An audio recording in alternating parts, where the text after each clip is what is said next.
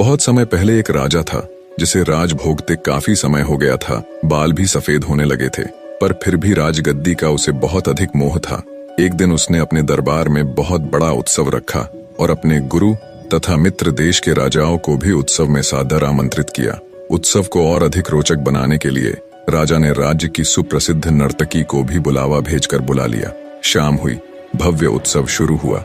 राजा ने कुछ स्वर्ण मुद्राएं अपने गुरु को दी ताकि नर्तकी के अच्छे गीत नृत्य पर वे उसे पुरस्कृत कर सके। सारी रात नृत्य चलता रहा। सुबह होने वाली थी। नर्तकी ने देखा कि उसका तबले वाला ऊँघ रहा है और उबासी ले रहा है। उसको जगाने के लिए नर्तकी ने एक दोहा पढ़ा, बहु बीती थोड़ी रही, पल पल गई बिहाई, एक पल के कारणे ना कलंक लग जाए। अब इस दोहे का अलग अलग व्यक्तियों ने अलग अलग अपने अपने अनुरूप अर्थ निकाला। तबले वाला सतर्क हो तबला बजाने लगा। जब ये बात गुरु ने सुनी तो गुरु ने सारी मोहरे उस मुजरा करने वाली को दे दी। वही दोहा उसने फिर पढ़ा तो राजा की लड़की ने अपना नवलखा हार उस नर्तकी को दे दिया। उसने फिर वही दोहा दोहराया तो राजा के लड़के ने अपना मुकुट उतार कर दे दिया। वही दोहा नर्तकी फिर दोहराने लगी, पर इस बार राजा ने उसे रोकते हुए कहा, बस कर, एक दोहे से तुमने वेश्या होकर सबको लूट लिया है।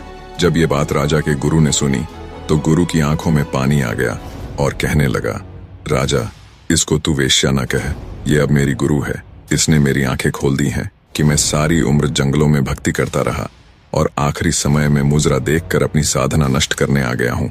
मैं तो चला यहाँ से। राजा की लड़की ने कहा, आप मेरी शादी नहीं कर रहे थे। आज मैंने आपके महावत के साथ भागकर अपना जीवन बर्बाद कर लेना था। इसने मुझे सुमति दी है कि कभी तो तेरी शादी होगी, क्यों अपने पिता को कलंकित करती है। राजा के लड़के ने रोते हुए कहा, पिताजी, आप मुझे राज्य नहीं दे रहे थे।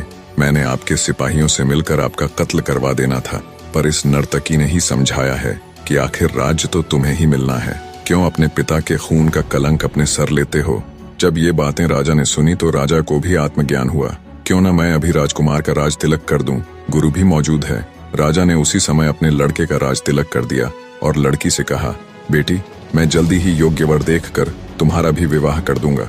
यह सब देखकर मुजरा करने वाली नर्तकी ने कहा कि मेरे एक दोहे से इतने लोग सुधर गए, मैं तो ना सुधरी। आज से मैं अपना धंधा बंद करती हूँ। हे प्रभु, आज से मैं भी तेरा नाम सुमिरन करूंगी। निष्कर्ष समझ आने की बात है, दुनिया बदलते देर नहीं लगती। एक दोहे की 2 लाइनों से भी हृदय परिवर्तन हो सकता है। केवल थोड़ा धैर्य रखकर चिंतन करने की आवश्यकता है।